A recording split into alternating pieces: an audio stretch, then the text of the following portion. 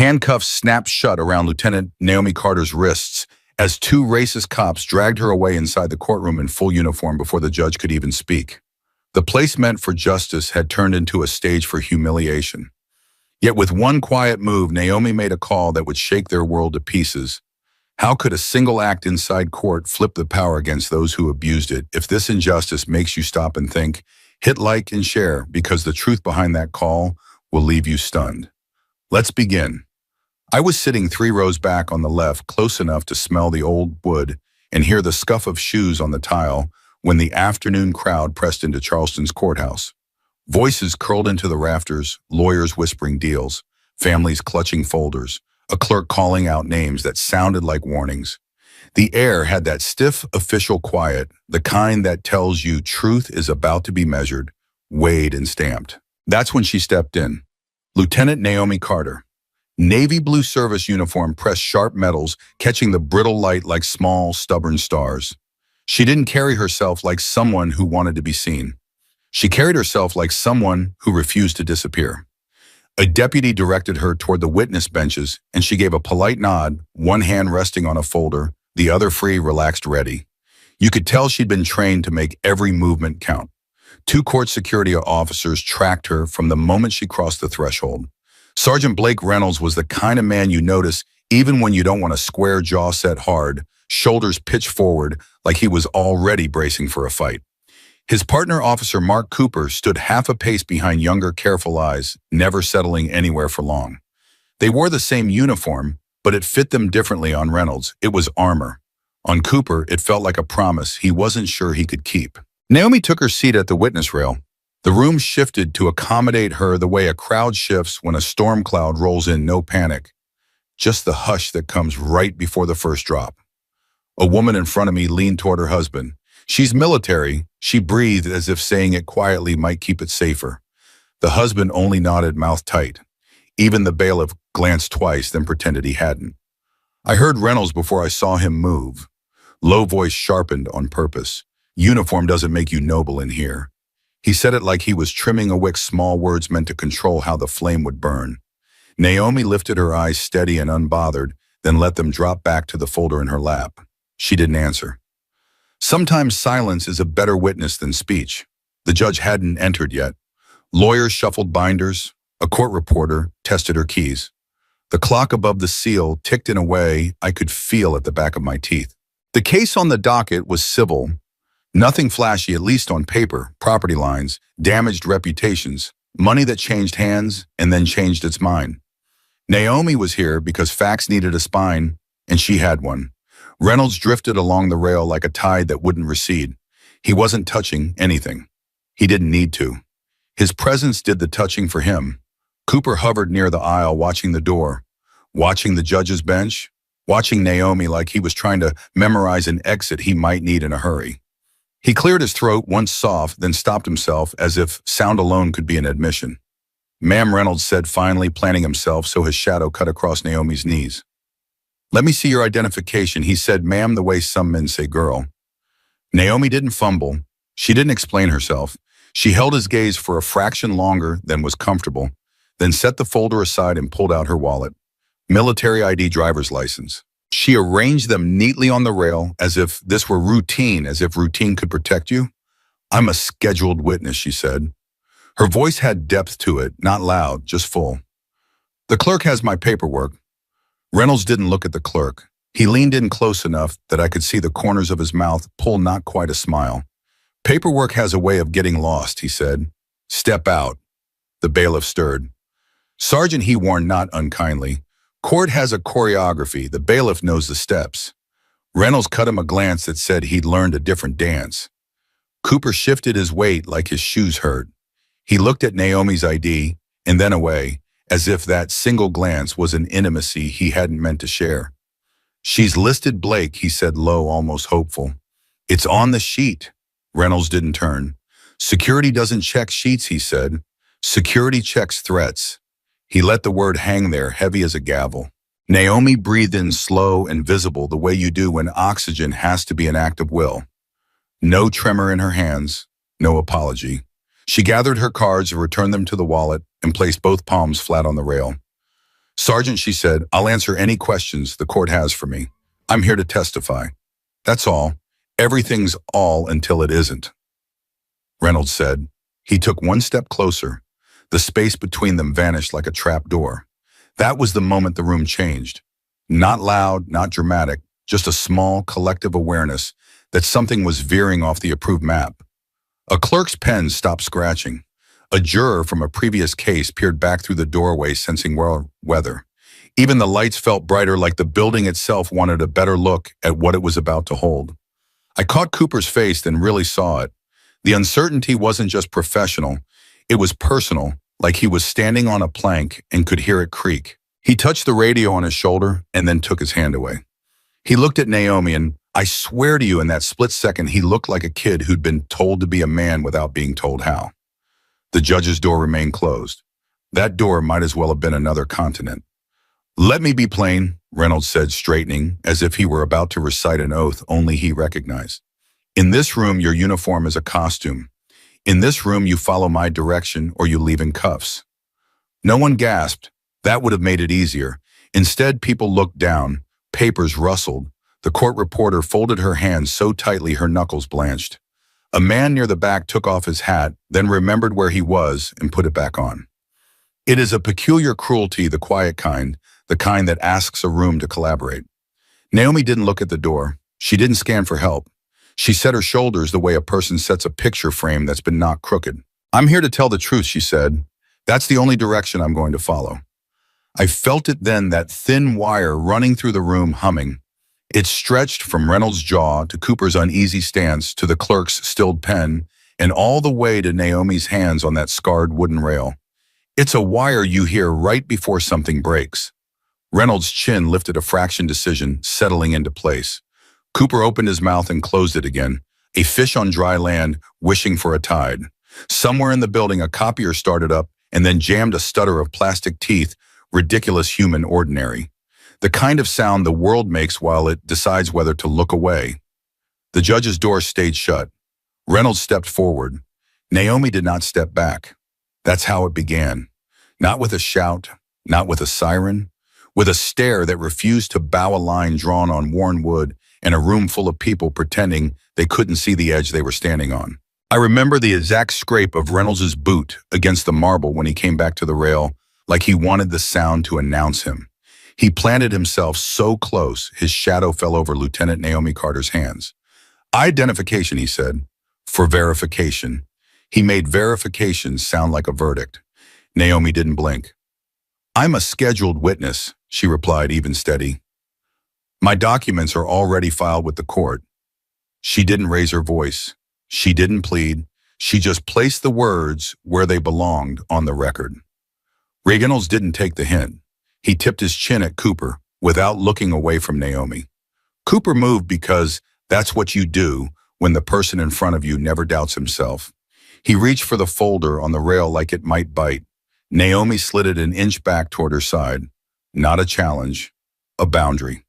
The judge's door opened at last. Robe glass is the small gravity that comes with a lifetime of rules. She took her seat, and the room did the thing rooms do when judges sit. It remembered what it's for. The bam of the gavel cut a clean line through the air. Counsel, the judge began, then spotted what everyone else had been watching. Sergeant, that witness is here at the court's request. Leave her be. It should have ended there. It could have. The bailiff took a step forward, relieved like he'd been waiting to exhale. A clerk went back to writing the scratch of her pen, a hopeful sound. Reynolds didn't move. He pivoted not to address the bench, but to address the room as if it needed a different kind of reminder. The muscles in his jaw worked once. This is a security matter, he said, each word clipped, controlled. It falls outside your authority, outside your authority. The phrase didn't echo so much as it erased. It erased the bench. It erased the oath. It erased the ground rules we all thought we were standing on. You could feel the oxygen fold in on itself. People stopped shifting. The clerk's pen froze mid-stroke. Somewhere a phone vibrated, and no one dared to silence it. The judge leaned forward. Sergeant, you are out of line. Reynolds didn't break eye contact with Naomi. Ma'am, he answered, but it wasn't an answer. He turned his hand palm down the way you do when you are about to press and want the person to understand you mean to flatten the moment. Cooper whispered, barely sound. Blake, it wasn't a warning, it was a plea. He looked smaller than he had a minute ago, like the uniform had grown 2 sizes while he wasn't watching. Naomi set her feet, not wide, not braced, rooted. I am here to testify, she said. That's the scope of my presence. Reynolds stepped into her space. Step out from the rail. I will comply with lawful orders, Naomi said. He smiled without softness. Good, he said, like he'd been waiting for her to say the word comply. Then comply. He reached. It was efficient, or more than rough at first hand, to risk the practiced pivot that turns a person 90 degrees before they've decided to turn on their own. Naomi didn't resist. She repositioned, and for a heartbeat, I thought maybe the worst would be a bad memory we told ourselves we'd misunderstood. Then he drove her forearms to the lip of the witness table and pinned them there. The edge caught her temple. There was that small, unmistakable sound a body makes when it meets wood at speed. Not a crack. A thud that traveled through the grain and into your bones. Blood found its way fast, a bright thread along her hairline, then a dot on the polished surface, then a drop on the floor. It was ordinary and awful, the way all blood is proof you can't argue with. The judge's gavel slammed again. Sergeant Reynolds, he didn't look up. Stop resisting, he barked, the script already in his mouth. The kind of sentence that tries to manufacture a past tense while it's still happening. Naomi's voice came out low. I am not resisting. No tremor, no wobble, just the fact of it placed carefully on top of his accusation like a weight. The gallery went silent in a way I've never heard a room go silent. Not respectful, not reverent, arrested. People held their breath because breathing felt like participation. Cuffs, Reynolds said to Cooper, and that one word landed like a stone in a well. Cooper flinched. His eyes went to the judge, then to the bailiff, then to Naomi. Sergeant, the court, he tried. Reynolds snapped, now. You could see Cooper's choice happen on his face. It wasn't dramatic, it wasn't noble. It was tired and scared and automatic. He took the cuffs from his belt. For a second, his hands hovered over Naomi's wrists like he was blessing her. Then the metal met skin. The click carried bright and final. The judge rose. This is contempt, Sergeant. Stand down. Reynolds lifted his head at last, but not to her. He looked out at us as if to confirm that we were watching, because watchers become witnesses and witnesses become liabilities. Then he returned his attention to the woman pinned under his hands and said, for all of us to hear, in this room you follow my direction. The bailiff edged closer, ready to risk his job. The clerk's eyes were wet and furious. A man in the back row whispered a curse into his fist. A teenage girl clasped her mother's arm so hard the knuckles went white. No one moved. It takes a different kind of courage to interrupt a machine while it's running. Naomi turned her head as far as the pressure let her. She found the judge. She found the ceiling. She found the seal of the court, the balanced scales cast in bronze and shadow. When she spoke, it sounded like a line she'd rehearsed for a different stage and found herself delivering here. I'm here, she said, to tell the truth. Another drop hit the floor. Time hitched. Reynolds pressed down. The veins stood out on his forearm like cords. Cooper swallowed the Adam's apple in his throat, rising and falling like someone had put a stone on it. This is a lawful detention for security, Reynolds declared, making up gravity as he went. The witness is non-compliant. He flexed, and Naomi's fingers opened involuntarily on the wood palm lines flooding with red. The judge's voice hardened. Sergeant Reynolds, you are in violation of this court's order. Release her. He didn't. He leaned closer instead so that when he spoke, his words landed where only she could feel them breathe. You don't get special treatment here. And then he looked up at the room again, just to make sure we saw the lesson. I can still see the exact moment the humiliation became public property. It wasn't the blood, it wasn't the cuffs. It was the way Reynolds used the court itself as a backdrop, like the seal behind Naomi's bowed head was a trophy on his mantle. The room had been built to elevate truth. He turned it into a stage for dominance. Someone finally cried out 2 sharp syllables that might have been stop or might have been a name. It didn't matter which. The sound snapped whatever thin thread of denial was left. We were no longer an audience. We were witnesses to a woman in uniform being broken across a piece of government furniture while a judge stood on her feet and the law pounded the desk, and none of it for the moment changed a thing. Her wrists were already locked in steel when I noticed the blood. It wasn't rushing anymore, just spreading thin, bright lines, tracing across her skin until it pooled against the cuff and seeped downward. And there, right where the cuff met her hand, the face of her smartwatch gleamed. A faint crack in the glass caught the light. Naomi tilted her eyes down subtle, almost like a reflex. But I swear I saw it that moment when pain became calculation. The whole room had gone still, the way a forest does before a storm. The judge's voice hung unanswered in the air. Reynolds leaned heavier, pressing his authority into her shoulders, as if he thought force alone could rewrite the law. Cooper looked everywhere except her face. The gallery didn't dare breathe. And then she moved. It wasn't a struggle, not a fight. Just a single thumb pressing against the cracked glass of that watch. A gentle, deliberate motion. I didn't know what it meant then, but I knew it mattered. The silence deepened. For me, it was physical, like the air itself had pulled back from the room. No shuffle of papers, no cough, not even the usual hum of lights. Just the sound of her breath. And then layered under it the steady rhythm of her heartbeat. Thud, thud, thud. I wasn't the only one who heard it, though I knew it was impossible. Sometimes tension makes sound feel shared. Naomi lifted her chin slowly, eyes meeting Reynolds's with an expression that didn't belong to someone being humiliated. There was no panic, no surrender. Only this strange, unsettling calm. Blood at her temple wrists bound, yet her presence filled the chamber in a way that silenced even the judge. And then she spoke. "You have 17 minutes to release me." Not shouted, not pleaded. Spoken like a fact, like the weather. Like the kind of thing you don't argue with because it isn't meant for argument. For a heartbeat, I thought maybe Reynolds had heard the same thing I did, that tone, that gravity, and that he'd step back. But he didn't. He laughed, loud, derisive, bouncing off the walls with a harshness that jarred everyone back into their seats.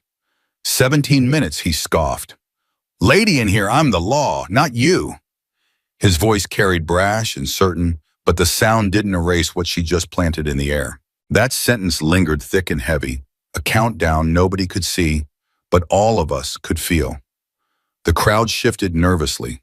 Some whispered. A woman clutched her husband's arm. A man in the back muttered, "What did she just say?" The clerk's eyes flicked from Naomi's watch to the judge, then back, as though trying to assemble a puzzle she'd never been given the picture for. Confusion spread like ripples.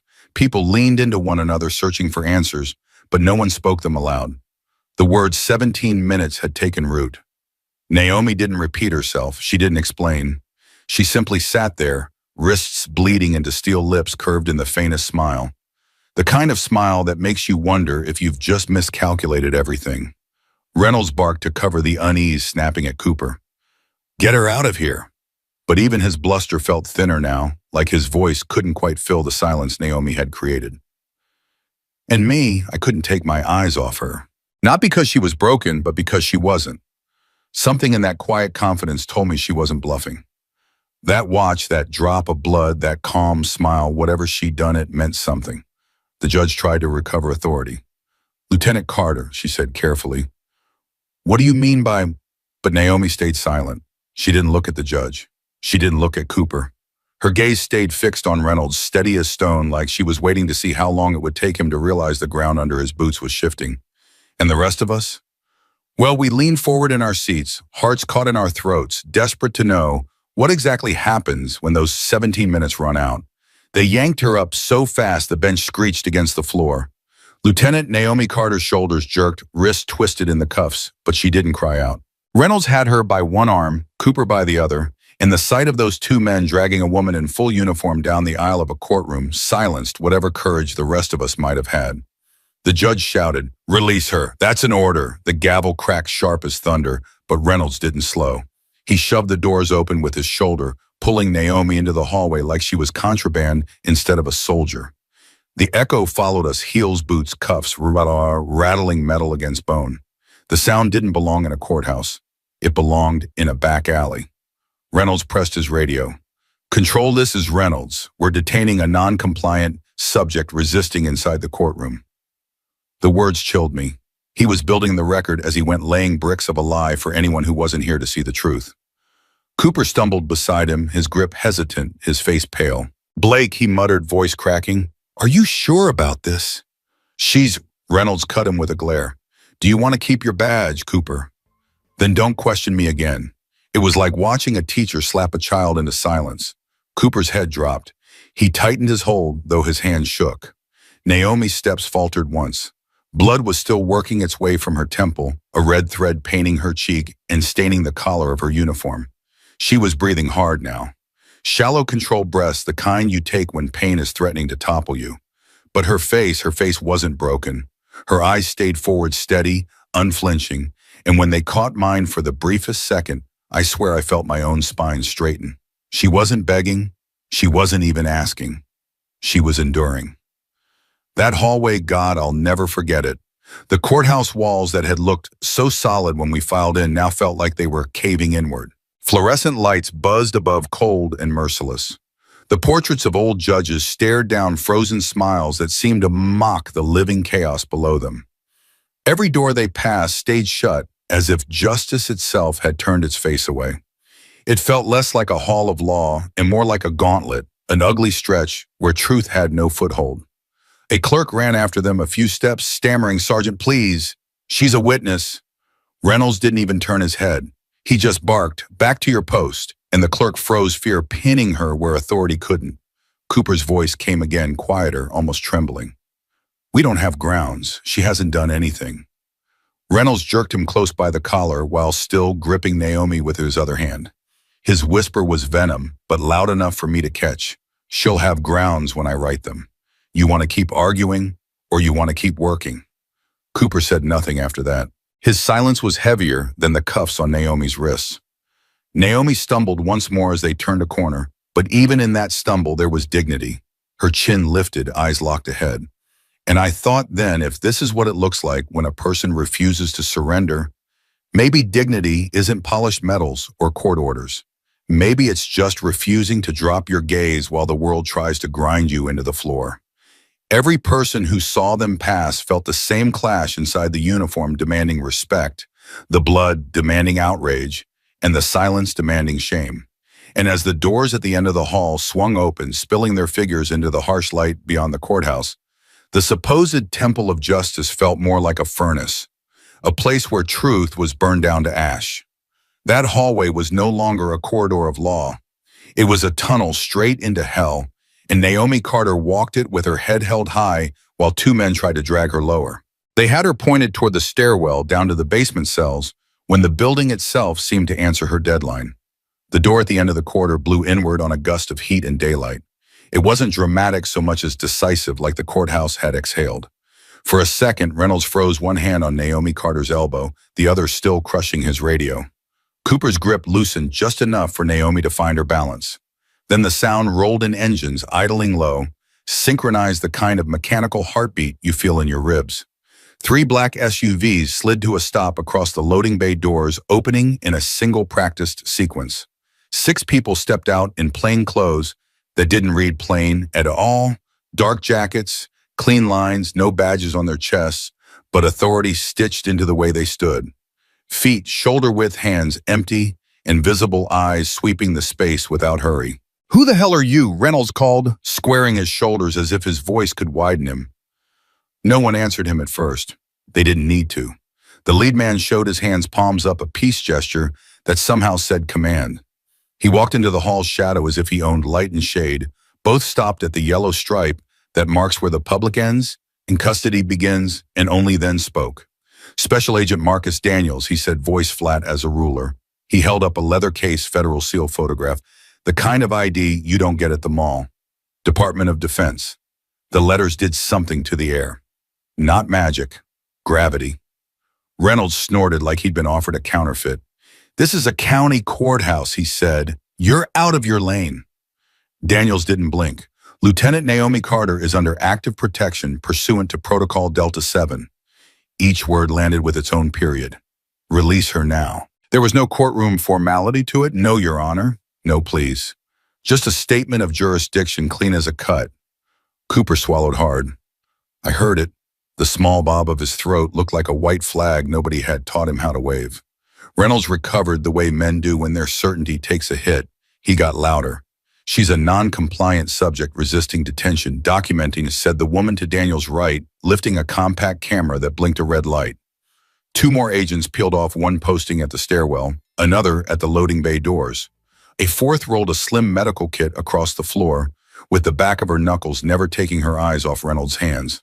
Sergeant Reynolds Daniels continued calm. Like habit, you are directed to remove your hands from Lieutenant Carter and produce the key to her restraints. The hallway held still. Even the fluorescent buzz seemed to draw a breath. Or what Reynolds asked, but it came out thinner than he meant. His fingers flexed on Naomi's elbow. He was looking at Daniels, but I could see the math happening in his periphery.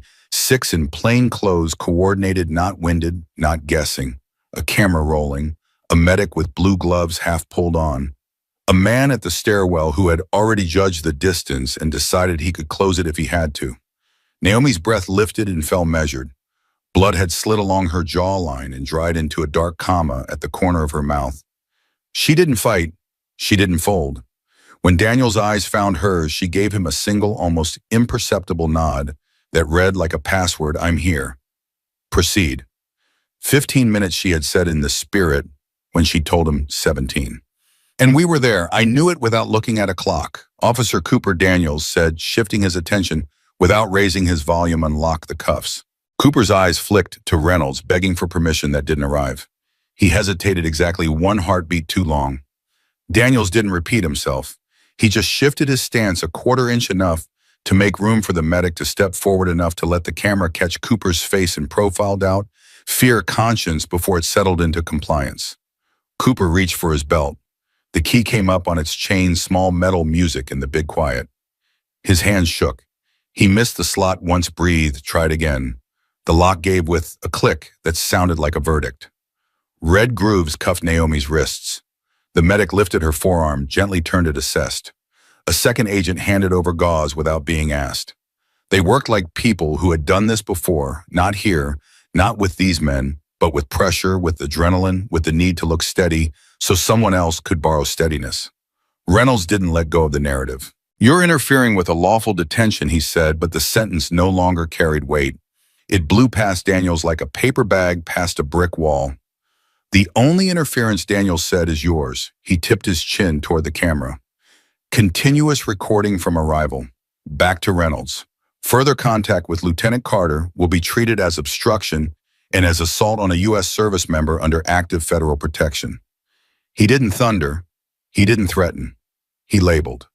The bailiff had followed us halfway down the corridor without announcing himself, a hand half raised, as if he'd been asking the room for permission to exist. When he saw the cuffs come off, he exhaled so hard it fogged the edge of his glasses. The clerk stood just behind him, clutching a stack of forms, eyes bright with something like relief, trying not to become tears. Reynolds' hand hovered too near his taser. The agent at the stairwell didn't twitch. He simply angled his shoulders, shrinking the distance without seeming to move. The medic murmured to Naomi, "Pressure here, Lieutenant," and Naomi gave a tiny copy that made me think of radios and deserts and nights where the stars are knives. Lieutenant Carter Daniels said to her. Now, as if Reynolds had stepped out of the room, "Are you injured beyond what we can address on sight?" She wet her lips, tasting copper. "Minor laceration," she said. "No loss of consciousness." Her voice was professional, but her eyelids floated closed for half a second, and in that small dark, she let a tired smile pass over her mouth. "If you blinked, you missed it." I didn't. It wasn't triumph. It was recognition. The moment when a weight you chose to carry meets the hands it was waiting for. "Control," Reynolds barked into his radio, grasping for ground. "Be advised, multiple unknowns in my corridor." "Claiming federal names are not unknown," Daniel said, holding his ID steady so the lens could love it. "They're documented. You are documented. Your statement in the courtroom was documented." He turned a palm toward the medic, who snugged a band of white around Naomi's wrist to cover the angry red where steel had chewed skin. "We're almost done here." Cooper found a place for his hands where they wouldn't betray him, clasped behind his back like a boy reciting a lesson. He looked at Naomi once more, and in that look was an apology he hadn't earned the right to give. Sergeant Daniels said finally, tone unchanged, patience unspent, "You'll step aside." Reynolds' face had lost its color by degrees, not all at once. Up close, certainty leaving looks a lot like altitude sickness. He stared at Naomi as if he could still will the moment back into his shape. But the room had learned a new geometry, and he wasn't the axis anymore. He shifted, not a retreat, not yet, just a step that wasn't forward. Naomi rolled her shoulders, carefully testing the space that had returned to her. The medic dabbed at the dried comma on her mouth. She breathed in and let it out slow. For the first time since the witness rail, her eyes softened, the kind of soft that follows a held breath deadline arriving on time. I didn't cheer. No one did. It wasn't that kind of rescue. It felt less like a cavalry charge and more like the truth coming back online, humming through the wires we keep pretending are dead. Reynolds looked from Daniels to the camera to the bandage around Naomi's wrist. Something in him registered the shape of the mistake. 17 minutes, he muttered almost to himself, as if the number had finally decided to be real. Naomi's lashes lifted. She didn't gloat. She didn't speak. She gave a faint, exhausted smile that said what the rest of us were thinking. He had dragged the wrong woman, and the darkness for once had split. They sat her down on a bench outside the courtroom while the agents worked. A medic crouched at her side, rolling gauze across her temple, with hands steady from long practice. The sting of antiseptic drifted into the air, sharp, clean, almost out of place in a hallway that still smelled of fear. Naomi kept still, eyes half closed, the way a soldier does when she knows every unnecessary motion costs strength.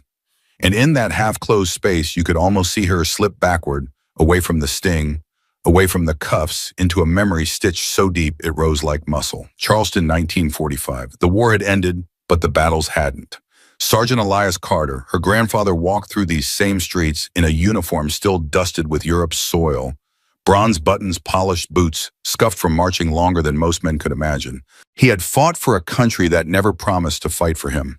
And when he came home, it was the courthouse steps that greeted him, not with honor, not with thanks, but with fists.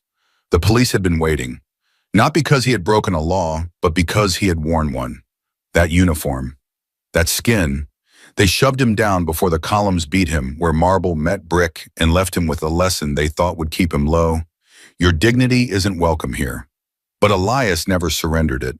Family stories said he stood again, wiped the blood from his brow with the back of his sleeve, and lifted his head higher than before.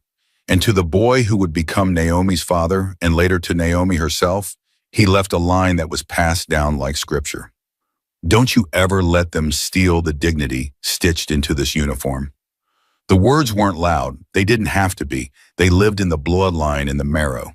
Now, decades later, Naomi sat on that courthouse bench with blood of her own trailing down into white gauze. She could almost hear her grandfather's boots striking the same stone floors, almost feel the echo of his humiliation breathing beside hers. Her lips tightened, not from pain, but from recognition. This wasn't just her battle. It was his replayed. It was theirs, every soldier, every family who had ever been told service didn't buy them respect. The medic asked softly, "Lieutenant, does this hurt?" Naomi blinked back into the present, her gaze steady again. "No," she answered, though the sting was obvious. What she meant was, something else hurt is nothing compared to dishonor. One of the agents shifted, looking at her with a kind of reverence, usually reserved for higher rank. And I thought then what they were seeing wasn't just an officer bandaged after an ordeal. They were seeing history loop through one body, one uniform refusing to break. The hallway grew quieter, as if even the building was listening. And for those of us who knew pieces of Charleston's past, the weight of it pressed down the memory of Buffalo soldiers parading in dignity, only to be shoved aside. The memory of a black man in uniform beaten under the same seal of justice Naomi had just bled beneath. Her eyes lifted at last, not toward Reynolds, not toward the cuffs that lay discarded on the floor, but toward the seal of the court carved into the wall. She looked at it the way her grandfather must have, knowing it was supposed to mean balance, knowing it had so often tilted the other way. And in that silence, I swear I heard Elias Carter's voice, low, steady, carried across years. "Hold your ground, Naomi. Your dignity is older than their power." That was the moment I realized what we were watching wasn't a single woman's humiliation or a single woman's defiance. It was a chapter in a story much larger, much older. Her blood wasn't just hers. It was ink in the long record of a community that had been forced to write its truth in pain and still insist on honor. The older faces in the gallery seemed to understand it too. Some nodded faintly. Some blinked back tears they hadn't expected. It was no longer just Naomi Carter on that bench. It was every soldier who had been told his sacrifice ended at the color of his skin. And as the medic taped the last strip of gauze in place, Naomi drew in a slow breath. When she let it out, it sounded like resolve. Not defiance, not vengeance, resolve. The kind that comes from carrying not just your own fight, but the fight handed down by those who refuse to fall. In that moment, siding bruised and bound, yet unbroken, she became the echo of her grandfather's vow. A vow that had survived fists, decades, and injustice to arrive here in her blood unshaken. And the hallway, heavy with history, seemed to bow to it. They reconvened in the courtroom that same evening, though it no longer felt like the same room. The benches were half filled with people who hadn't left after the chaos, faces still pale whispers, low a collective need to see what would come next. The judge ordered an emergency hearing, her gavel striking not just for order, but for urgency. Boxes appeared, files stacked high, screens rolled into place. What had begun as an arrest gone wrong, it was about to widen into something else entirely. A federal attorney slid a binder across the table. The projector hummed to life, throwing documents against the wall where the seal of the court usually stood alone. Words in black and white pulled from servers and inboxes became a kind of evidence no one could look away from. Exhibit A. The attorney said, voice steady. Traffic stop records from Sergeant Reynolds and Officer Cooper spanning the last 2 years. Rows of names, dates, and outcomes filled the wall. The pattern was impossible to miss. Nearly every driver flagged cited or arrested under their patrol was black. Beside it, a much shorter list, white drivers, same violations released with warnings. Gasps spread through the gallery. A woman pressed her hand over her mouth. A man shook his head like denial alone could rearrange the numbers. Cooper sat hunched, eyes on his knees. Reynolds glared at the projection as if his anger might erase it. And then came the emails. Exhibit B, the attorney announced. The next screen flickered on messages between Chief Daniel Whitmore and his officers. Words like target zones, high-yield stops, quota fulfillment. A specific line glowed larger than the rest. Concentrate patrols in North Charleston. Minority arrest ratios will boost our funding request. The room erupted not in shouts, but in that soundless recoil when everyone realizes they've been breathing poison without knowing it.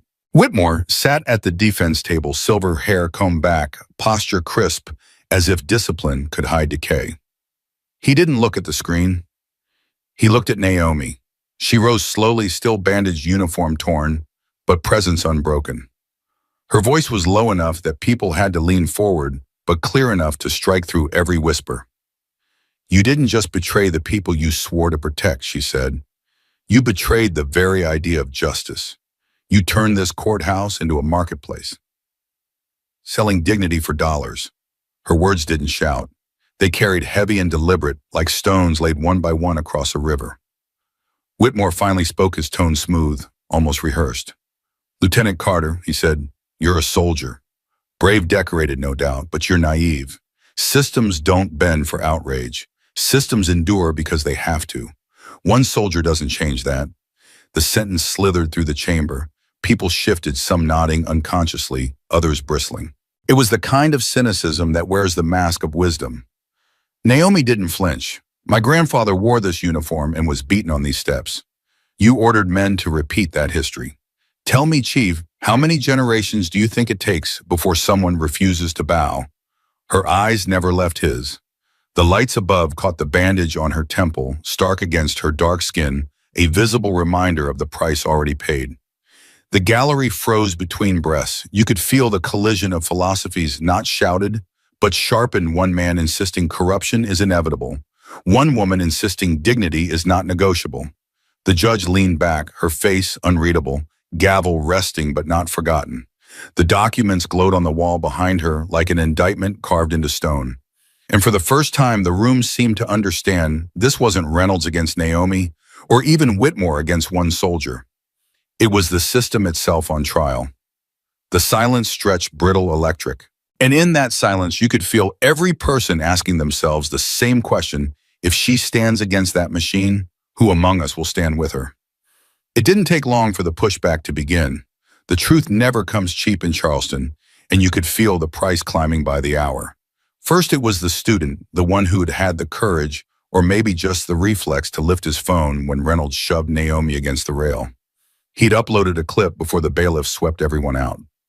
By evening, 2 cruisers idled outside his apartment building, engines humming all night long, headlights brushing his windows like accusations.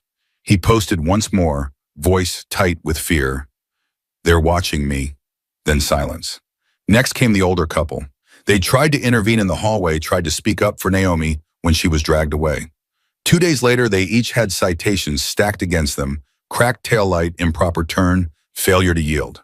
Petty tickets, but they came like lashes reminders of who held the whip. The message was clear: speak up and you'll pay. And then the email arrived. I heard about it only after Naomi handed it to the agents, but I can still imagine the chill of it appearing on her personal account. Not military, not official, just a plain, ugly message from Reynolds himself. "Meet me privately. We can resolve this between us. You don't want to push this further." Resolve. The word stank of threat dressed as mercy. Naomi didn't hesitate. She didn't delete it. She didn't respond. She flagged it, printed it, and walked it straight to the FBI liaison already stationed in the courthouse. She placed the paper down like evidence, her bandaged temple proof that some fights aren't fought in whispers. Her voice was even when she said it. "This goes on record." The agent nodded, and that's when the floor shifted again. Because right there, as the judge tried to wrangle order and the gallery pressed forward for air, a new feed appeared on the projection screen. No one had cued it. No one had asked for it. A dark background, white text, and a single signature of the Sentinel. The room leaned forward, one file open, then another. Case numbers, arrest logs, internal memos. A chain of falsified reports stretching back years. "Unauthorized transmission," the clerk whispered, but no one stopped it, because every document that bloomed on that wall carried the weight of betrayal. Hundreds of stops, hundreds of names, black drivers, immigrants, poor families, each processed through a machine designed to grind them into statistics. Evidence planted, charges padded, reports copied and pasted, signatures altered. And laced through it all, correspondence from the police union promising coverage and support should any officer face scrutiny. The gallery erupted not with noise, but with disbelief so thick you could feel it press against your skin. People turned to each other, eyes wide, lips forming the same word. "All of it." Daniel stepped forward, voice steady over the chaos. "This is not random," he said. "This is the surveillance archive my team has been compiling under federal authorization. Sentinel is a security measure we created to ensure no soldier, no citizen would face abuse without record." He didn't raise his tone. He didn't need to. The simple announcement cracked the room open wider than shouting ever could. I watched Naomi then. She stood still, hands loose at her sides, gaze fixed on the screen. She wasn't surprised. Not exactly. More like someone watching a storm she'd been smelling for years finally break across the horizon. The bandage at her temple caught the light, stark against her skin, and for a moment it looked like she was wearing history itself, past and present, bleeding into one. Reynolds tried to bluster, shouting about doctored evidence, but the words sounded hollow against the sheer volume of files. Cooper couldn't even lift his head.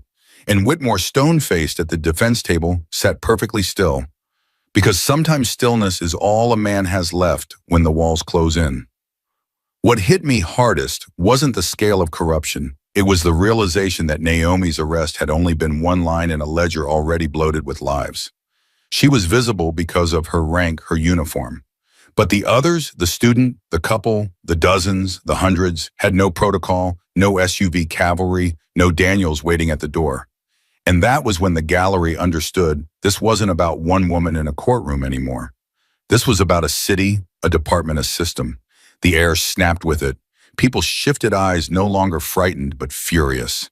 And I felt my own breath shake because I knew when truth finally shows its teeth, it never bites just once. I felt the weight in the room shift before I saw why. The side doors opened and a federal prosecutor stepped through, flanked by 2 U.S. Marshals in dark suits. He didn't ask permission. He brought it with him. He set a thick folder on counsel table, squared his shoulders to the bench, and spoke in a voice meant for ending arguments. "On behalf of the United States Department of Justice, effective immediately, we are initiating a full pattern and practice investigation into the Charleston Police Department. This court is requested to preserve all records and recordings. No exceptions." The words struck like stones, then spread through the gallery in ripples. People inhaled at the same time.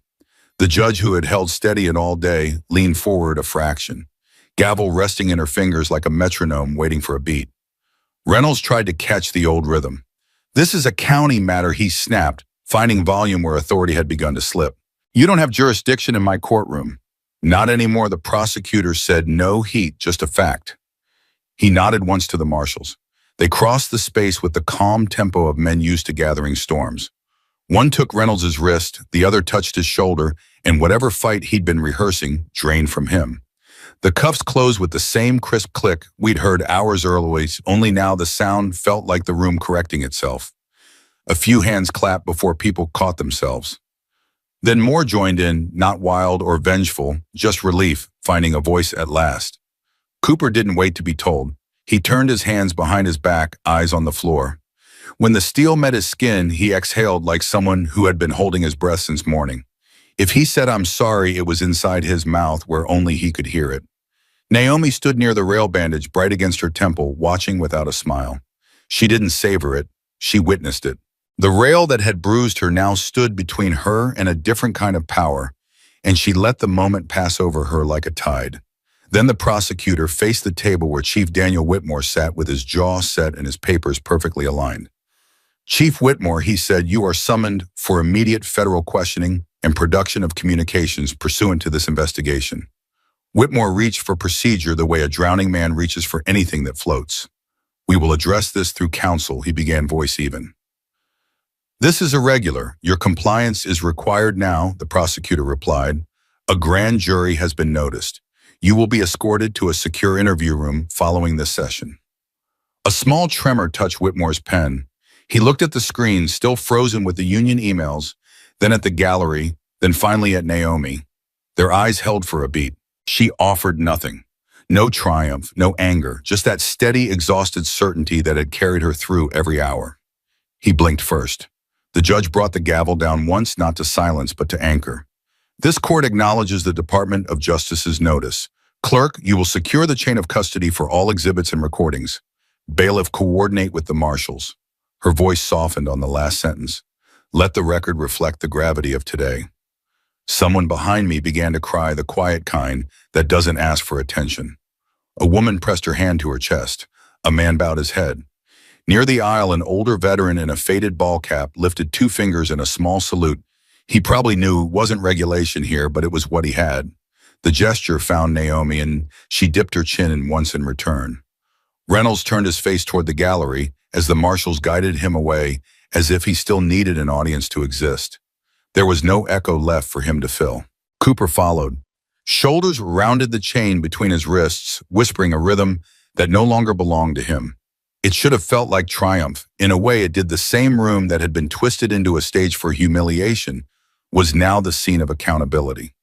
The seal above the bench bronze scales that had looked ornamental all afternoon suddenly seemed heavier, as if they'd been put back to work. The prosecutor gathered his folder. "Judge," he said, "our team will serve preservation notices on the city and the union by nightfall." He nodded toward the projection. "The Sentinel archive will be mirrored to federal storage immediately." The judge answered with a single firm, "So ordered." I looked at Naomi. She stood straighter than she had since the cuffs came off, not taller, just more present. The bandage, the torn collar, the dark line the blood had left on her jaw, none of it had receded. It didn't need to. That evidence would travel with her longer than any exhibit sticker. Around us, people rose in pockets, some to clap, some to wipe tears, some simply to breathe without flinching. It wasn't noisy. It was human. After the applause ebbed, a hush settled that felt different than the silence from earlier. This one wasn't fear. It was attention. The judge spoke again, voice low. "This court was made for truth.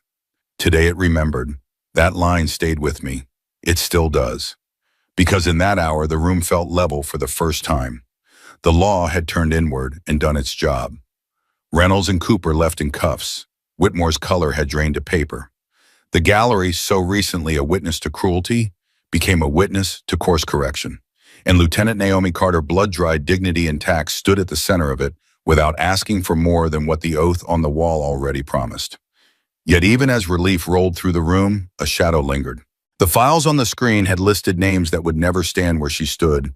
never have a protocol, never hear the marshal's shoes on the floor for them. Justice had found its footing in this place on this day. But beyond the doors, there was still a long ledger to balance, and the cost of finishing that work had not yet been paid. That's how the gavel fell at the end clean. Final and somehow unfinished, leaving us steady enough to walk out and sober enough to ask what came next. The weeks that followed felt like a storm rolling backward, sweeping debris into the open instead of scattering it further. For once, light didn't feel temporary. The Justice Department issued a directive with Naomi Carter's name stitched into it. The Washington Protocols. They weren't just rules for military personnel anymore. They became a safeguard for citizens as well, a system designed to prevent exactly what had happened inside that courtroom, the abuse of power in places built to protect it. Reporters wrote about it like a revolution. Veterans groups called it overdue. And in quiet corners, people whispered the name Naomi with a reverence that didn't belong to medals or ranks, but to survival made visible. Then came the letter. It arrived in a plain envelope, no return address, just her name written in a careful, untrained hand. Inside was a note from Officer Cooper's wife. "Thank you for forcing my husband to see what he refused to see before. Our children will grow up in a better world because of what you endured." It wasn't absolution. It wasn't even forgiveness. It was something more fragile and maybe more powerful acknowledgement that change had cracked open a door in a household that once thought the system untouchable. Naomi kept that note folded into her journal, the edges softening with time. Months later, her own career shifted. She pinned on new bars, Captain Carter now, and with them, a new mandate. She was asked to lead the Military Personnel Protection Initiative, an expansion of Delta 7. This wasn't just a button on a watch anymore. It became an entire framework: rapid response teams, documentation channels, oversight committees. A net wide enough they hoped to catch those who would otherwise slip unseen into silence. 1 year to the day after the trial, Naomi returned to the courthouse. Not for testimony, not for litigation, just to stand in the place where blood had dried on her collar and dignity had stood taller than law. The hall was quieter than she remembered. The fluorescent lights still buzzed, the portraits of judges still hung stiff on the walls, but the ghost had shifted. She paused at the witness rail, fingertips brushing the scarred wood. That's when an old man approached a veteran, his gait unsteady, his jacket lined with pins that had seen too many wars. He held out his hand. His voice cracked as he said, "Thank you, Captain. You carried forward the fight we couldn't finish." Naomi took his hand with both of hers. Her answer was soft, almost private, but it carried in the still room. "The fight isn't over, but at least today we won a battle." She released him gently, then pulled a folded sheet from her pocket. It was a copy of the Sentinel database, a list of names, rows upon rows of men and women whose stories would never make headlines. She studied it for a long moment, her shoulders rising and falling, with a breath that was equal parts strength and sorrow. The victory had been real, but so was the quantity. She turned back toward the doors, pausing just once more before stepping out into the Charleston air. The sunlight was sharp, insistent. She let it warm her face and spoke words meant for no microphone, no audience, maybe not even for herself, just the truth she carried forward. Sometimes it takes one call to rattle a whole system. But real change, real justice demands we keep fighting long after the first call ends. That was how her story closed that day, not with fireworks or speeches, but with a vow carved into silence. And for those of us who watched, especially the older ones, whose eyes had seen promises broken before the feeling lingered long after we left the courthouse, justice had shown its face fragile and fierce all at once, and we knew it could vanish if left unattended. The applause from that year-old verdict was gone, but its echo remained deep in the ribs, heavy in the chest. A reminder that dignity is not given, it's defended. And Captain Naomi Carter had become its defender, not just for herself, but for all of us. And that's where this journey leaves us, with a reminder that dignity, justice, and truth are never handed out freely. They're fought for, protected, and carried forward, sometimes by just one act of courage. Naomi's story isn't only about her, it's about all of us and the power we hold when we refuse to accept injustice as normal. If this story moved you, take a moment to hit the like button, share it with someone who needs to hear it, and subscribe to Mr. Max Stories for more powerful stories like this one. Your support means more than numbers. It's what gives our team the strength and passion to keep creating meaningful content that truly connects. At Mr. Max Stories, we believe every story is a spark. Together, we can turn those sparks into a light that lasts